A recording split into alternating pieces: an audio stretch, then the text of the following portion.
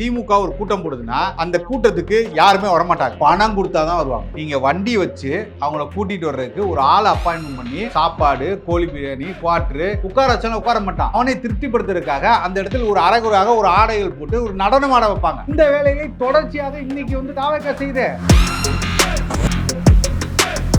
செங்கோட்டையனை உள்ள கொண்டு வந்து வச்சிருக்கீங்க. இன்னைக்கு நாஞ்சில் சம்பத் அவர்களை உள்ள கொண்டு வச்சிருக்கீங்க. காங்கிரஸை நீங்க எதிர்க்கவே மாட்டீங்க.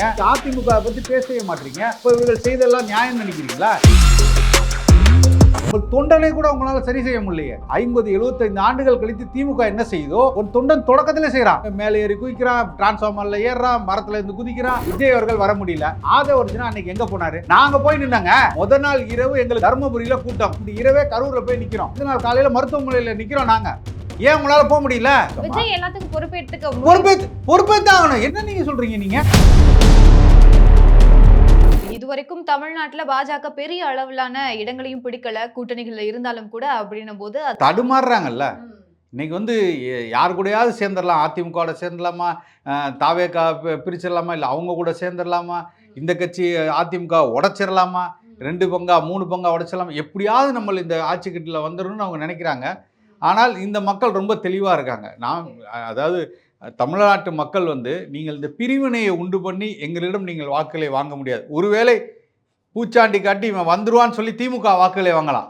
ஆனால் நாங்கள் இந்துக்களுக்கு உண்மையானவர்கள், இந்துக்களை நாங்கள் இதாக போட்டுறோம், இந்துக்கள் வாக்குகளாம் எங்களுக்குன்னு சொல்லி இங்கே இருக்கிற ஹிந்துக்களை எல்லாம் சொல்லி கன்சாலிடேட் பண்ணி வாக்கு வாங்கணும்னு சொல்லிட்டாங்க. அது ஒருபோதும் நிறைவேறாது. ஓகே, ஆனால் நீங்கள் இப்படி சொல்கிறீங்க. இருந்தாலும் கூட நாம் தமிழர் மீது பல விமர்சனங்களில் ஒரு விமர்சனம் பார்க்குறது பாஜகவோட பி டீம் தான் நாம் தமிழர் அப்படின்னு சொல்கிறாங்களே, அதை எப்படி எடுத்துக்கிறது? இல்லை, அதான் சொல்கிறேன்ல, இன்னைக்கு நீங்கள் அறிக்கையை பார்த்துருந்தீங்கன்னா தெரிஞ்சிருக்கும். அண்ணன் அறிக்கையை இதுவரைக்கும் எந்த தலைவரும் பேசவும் இல்லை, இதை பற்றி எதிர்த்து குரல் கொடுக்கவும் இல்லை.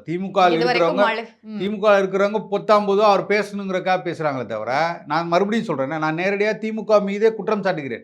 இந்த இவ்வளவு பெரிய பிரச்சனையாக உருவாதுக்கு காரணமே அவங்களும் தான் சொல்றேன். அவங்க நினைத்திருந்தால் இதை ரொம்ப எளிதாக கையாண்டு இதை அப்பொழுதே நிறுத்தியிருக்கலாம். ஆனா இதை இந்த பக்கமா அவர்கள் இந்த பிரச்சனை பெருசாகணும். இல்ல சார், இப்போ நீங்க ஆளும் கட்சியா இருக்கக்கூடிய திமுகவை எதிர்க்கலாம், இல்ல எதிர்கட்சியா இருக்கக்கூடிய அதிமுகவை இருக்கலாம். 2 வருடங்களுக்கு முன்னாடி ஆரம்பிச்ச தாவேகாவை எதிர்கட்சியாவோ பல இடங்கள்ல விமர்சனங்களும் பண்றீங்களே, அதை எப்படி எடுத்துக்கிறது? அப்போ இல்லை, நான் என்ன சொல்கிறேன்னா, பாஜகவோடையோ இல்லை அதிமுகவோடையோ இல்லை திமுகவோடையோ எங்களுக்கு இருப்பதெல்லாம் கொள்கை சித்தாந்தத்தில் நிலையில் அவர்கள் செய்த செயல்பாடுகள் சரியில்லை, அதற்காக எதிர்க்கிறோம். தாவேகாவை எதிர்ப்பதற்கான காரணம் என்னென்னா, அவர்களின் தொங்கு சதையாகவே திருப்பி நீங்கள் வரீங்க.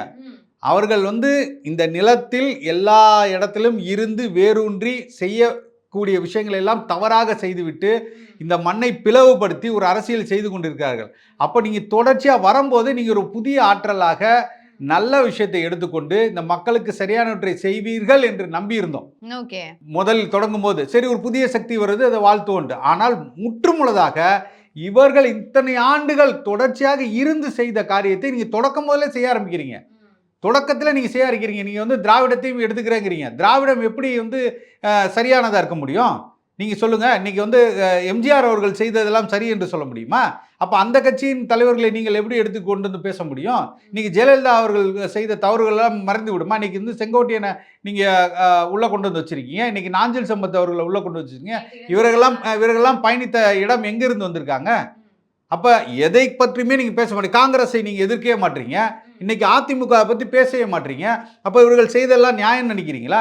அப்போ இந்த மண்ணில் அவர்கள் இத்தனை ஆண்டுகள் இவர்கள் ஊழல் செய்யவே இல்லையா? சொல்லுங்கள். அப்போ எங்களுக்கு அந்த கேள்வி வருதா இல்லையா? ஒரு சாதாரண பாமரனாக நீங்கள் ஒரு புதிய இலக்காக புதிய சக்தியாக நீங்கள் வர்றீங்கும் போது நாம் தமிழர் ஒரு கட்சி அங்கே இருக்குது. 2010 கட்சி ஆரம்பிச்சு 2016 தேர்தலை சந்தித்த கட்சி தொடர்ச்சியாக ₹1 வாக்குக்கு காசு கொடுக்காம எந்த இடத்துலையும் பாருங்க, பொது தொகுதியில் முதற்கொண்டு தலித்தை நிறுத்தி பட்டியல் சமூகத்தை நிறுத்தி மிகப்பெரிய சாதனை யாருமே கொடுக்காத ஜெயலலிதா அவர்களை எதிர்த்து 2016 ஒரு திருநங்கையர் நின்னாங்க.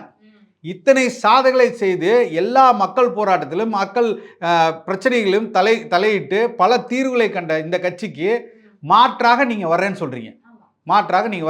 அப்போ ஒரு கட்சியின் அடிப்படை தொண்டனாக இல்லை இதுவரை கட்சியை ஆதரித்துவாங்க, நான் என்ன நினைப்பேன், இதை விட அது பெட்டராக இருக்கணும், இந்த கட்சியோட அந்த எது அப்படி சொல்லுங்கள்.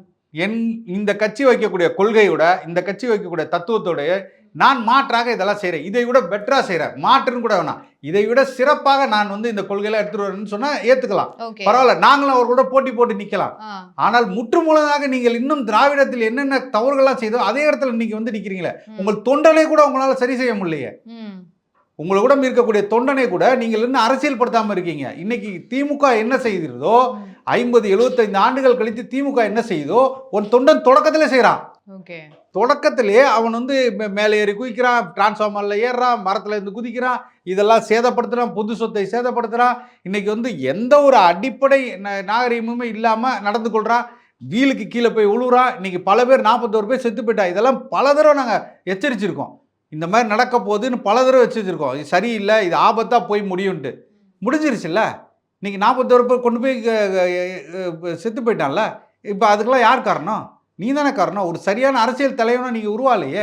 அப்போ இந்த கட்சியை எதிர்க்க கேள்வி, செத்தவன்லாம் ஏன் சொந்தக்காரங்க? என் உறவுகள் இல்லை, என் ரத்த உறவுகள் இல்லை. அப்போ இந்த ஊர்க்காரன் ஒருத்தர் 41 பேர் எங்கேயோ ஈராக்கில் செத்தவனுக்கும் எங்கேயோ பாலஸ்தீனில் செத்தவனுக்கும் நாங்கள் அழுகுறோங்க. இங்கே 41 பேர் பக்கத்தில் கண்ணு முன்னாடி இறந்து போகிறானே, அவனுக்கு உன்னால் ஒரு இரங்கல் சொல்ல முடியல, அவன் கூட நிற்க முடியல, உன்னால் ஓடிட்டீங்களே. எங்க இருந்தீங்க அன்றைக்கு? இல்லனாலும் கூட அன்றைக்கு இருக்கணுங்க. ஏங்க செத்த அன்னைக்கு நீங்க நிற்கணுமா? ஒரு மாசம் கழிச்சு அவ வீட்ல அது ஒரு கேஸ் போயிட்டு இருக்கு. அவங்க தரப்புல இருந்து பல இது சொல்றாங்க. என்ன நியாயம்? என்ன நியாயம் நீ சொல்லுங்க. என்ன நியாயம்? ஆதவர்ஜுனா சொல்றாரு, அந்த ஆதவர்ஜுனா சொல்றாரு. ஆதவர்ஜுனா எங்க போனாரு? ஆதவர்ஜுனா எங்க போறாரு? சரி, விஜய் அவர்கள் வர முடியல, ஆதவர்ஜுனா அன்னைக்கு எங்க போனாரு? நாங்க போய் நின்னாங்க. முதல் நாள் இரவு எங்களுக்கு கூட்டம், தர்மபுரியில கூட்டம். அண்ணன் அவர்கள் முடித்து விட்டு அந்த இரவே கரூர்ல போய் நிக்கிறோம். ஒட்டுமொத்த பேரும் அடுத்த நாள் காலையில மருத்துவமனையில் நிக்கிறோம் நாங்க. ஏன் உங்களால போக முடியல? ஏன் அந்த மக்களுக்காக போய் நிக்கல? அவங்க சைடு வந்து ஒரு விவாதங்களை வைக்கிறாங்களா? அவங்க சைடு உள்ள விஷயங்களையும் சொல்றாங்க இல்லையா? அவங்க என்ன நாங்க அந்த இடத்துக்கு வந்துட்டோம்னா மேலும் மேலும் பிரச்சனை ஆயிடும். அதுக்கு தவிர்க்கிறதுக்காக நீங்க நான் என்ன சொல்றேன், உள்ள அனுமதிக்கல அப்படி விஷயங்களையும் சொல்றாங்க. சரி, அது நம்மளோட வாதமாவே வச்சுக்கிட்டாலும் கூட ஒரு நிமிஷம் இல்லையா, ஏத்துக்கு தான் செய்யணும். இல்ல ஒரு நிமிஷம் விஜய் எல்லாத்துக்கும் பொறுப்பேற்று ஆகணும். என்ன நீங்க சொல்றீங்க? நீங்க கரூர் மக்களுக்கு அவர் அதுக்கப்புறம் இரங்கல் தெரிவிக்கிறாரு. எப்ப தெரிவிச்சாரு? எப்ப தெரிவிச்சாரு? 2 நாளுக்கு அப்புறம் ஒரே ஒரு காணொலி போட்டாரு. யாரை எதிர்த்து காணொலி போட்டாரு? இரங்கல் தெரிவித்து காணொலி போடல, சிஎம் அவர்களை எதிர்த்து காணொலி போடுறாரு. சிஎம் சார் இதெல்லாம் ஏன்ட்ட வச்சுக்கங்கன்னு காணொலி போடுறாரு. அப்ப என்ன சொல்லணும்? இந்த தவறுக்கு நான் வருந்துறேன், என்னால் தான், நான் தாமதமானால் தான் இது நடந்துச்சு, இது தெரியாமல் நடந்த தவறு, இனிமேல் அந்த மாதிரி தவறு நடக்காது, உங்கள் ஒட்டுமொத்த மக்களிடம் நான் மன்னிப்பு கேட்டுக்கிறேன், நான் வந்து நிக்கிறேன்னு சொல்லியிருக்கணுங்க. அது செய்யலையே அவரு. அந்த வீடியோவில் ஒன்றுமே பேசலையே. இப்போ வரைக்கும் அந்த 40 பேர் கூப்பிட்டு தனியார் ரூமில் உட்காந்து காலில் விழுந்தேன்னு சொல்கிறாங்க. இது என்ன எந்த வீட்டு இளவு வீட்டில் நீங்கள் பார்த்துருக்கீங்களா? இறப்பு வீட்டுக்கு நீங்கள் போய் யாராவது நீங்கள் வாங்க, எங்கள் வீட்டுக்கு வாங்க, உங்கள் வீட்டில் இறந்துட்டாங்களா, நீங்கள் எங்கள் வீட்டுக்கு வாங்க, நான் வந்து உங்களுக்கு ஆறுதல் சொல்றேன்னு சொல்ல முடியுமா? அவர் தரப்புல இருந்து நம்ம பேசும்போது இதை பத்தி பல விவாதங்களும் பண்ணிருக்கோம். அவங்க சொல்லும் போது இல்ல இதுக்கு ஏதாவது நியாயமா சொல்லிருக்காங்களா? அதுக்கு அனுமதி கொடுக்கல. நாங்க காவல்துறை அனுமதி ஏன் வாங்கணும்? ஒரு இறந்த வீட்டுக்கு போறதுக்கு நீங்க உங்க கட்சியில் உள்ள அவர் ஒரு மாஸ் ஹீரோவா இருக்கிற பட்சத்துல இடத்துக்கு வந்தா நான் என்ன சொல்றேன் கூட இல்லங்க அசம்பாவிதங்கள் இல்ல. இத பத்தி நம்ம நிறைய விவாதம் பண்ணிட்டோம். சரி, நான் என்ன சொல்றேன், நீங்க விஜயே விட்டுருங்க, அந்த கட்சியில ஒரு தொண்டம் கூட இல்லையா? நான் போய் நின்னங்க, 30 நாம் தமிழர் கட்சி பிள்ளைகள் போய் நின்னோம். நாங்கள் அவர்களிடம் நாங்கள் இத்தனைக்கு எங்களை திட்டாங்க, நீங்க ஏன் வந்து நிக்கிறீங்க, அங்க உள்ள பசங்க எங்களை திட்டாங்க.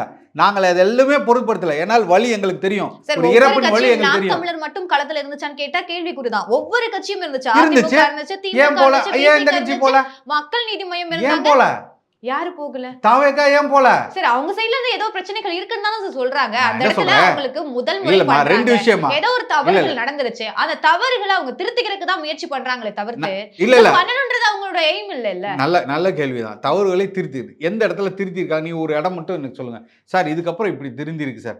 அதற்கப்புறமாக இங்கு ஒரு கூட்டம் நடந்துச்சு சென்னையில, எல்லா இடத்துலயும் எஸ்ஐஆர் சம்பந்தமா ஒரு கூட்டம் நடந்துச்சு. எத்தனை வழக்கு போட்டிருக்காங்க தெரியுமா? அதில் நடந்ததில் எத்தனை வழக்கு போட்டிருக்காங்க? 2000க்கு மேற்பட்ட வழக்குகள் பதிவு பண்ணப்பட்டிருக்கு. அங்கு நடைபெற்ற கூட்டத்தில் ஒட்டுமொத்தமாக எல்லா பொது சொத்துக்களும் சேதாரம் பண்ணியிருக்காங்க. இதெல்லாம் எங்கே சொல்கிறீங்க? அப்போ தொடர்ச்சியாக நீங்கள் திமுக ஒரு கூட்டம் போடுதுன்னா அந்த கூட்டத்துக்கு யாருமே வரமாட்டாங்க, பணம் கொடுத்தா தான் வருவாங்க. தன்னெழுச்சியாக யாரும் வரமாட்டாங்க. நீங்கள் வண்டி வச்சு அவங்கள கூட்டிகிட்டு வர்றதுக்கு ஒரு ஆளை அப்பாயின்மெண்ட் பண்ணி அவங்களுக்கு காசை கொடுத்து இவர்கள் எல்லாத்துக்கும் சாப்பாடு, கோழி பிரியாணி, குவாட்ரு, ஆண்கள் இருந்தால் குவாட்ரு, பெண்களுக்கு 500 ரூபா காசு எல்லாம் கூப்பிட்டு கொண்டு வந்து உட்கார வைக்கணும். உட்கார வச்சாலும் உட்கார மாட்டான். அப்போ அவனை திருப்திப்படுத்துறதுக்காக அந்த இடத்துல ஒரு அரைகுறையாக ஒரு ஆடைகள் போட்டு ஒரு நடனம் ஆட வைப்பாங்க.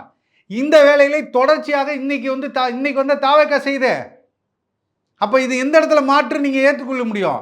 மக்கள் எப்படி அவங்கள நம்பி போவாங்க? நீங்கள் வெறும் சினிமா பிரபலத்தை மட்டும் வைத்துக்கொண்டு எந்த இடத்துலையும் நீங்கள் மக்களுக்காக நிற்காத பொழுது நீங்கள் மக்கள் எப்படி ஏற்றுக்கொள்வாங்க? நீங்கள் எப்படி ஒரு தனித்துவமான கட்சி ஒரு ஒரு ஒரு ஒரு மாற்றத்தை இந்த மண்ணில் நிகழ்த்த போறீங்கன்னு எப்படி ஏற்றுக்கொள்ள முடியும் சொல்லுங்க? நிறைய விஷயங்களை பத்தி நிறைய டவுட்ஸும் வந்து எங்களுக்கு கிளியர் பண்ணியிருக்கீங்க. நன்றிகள் சார். அடுத்தடுத்து நிறைய இன்டர்வியூல பார்க்கலாம் சார். நன்றிகள் சார். மிக்க நன்றி.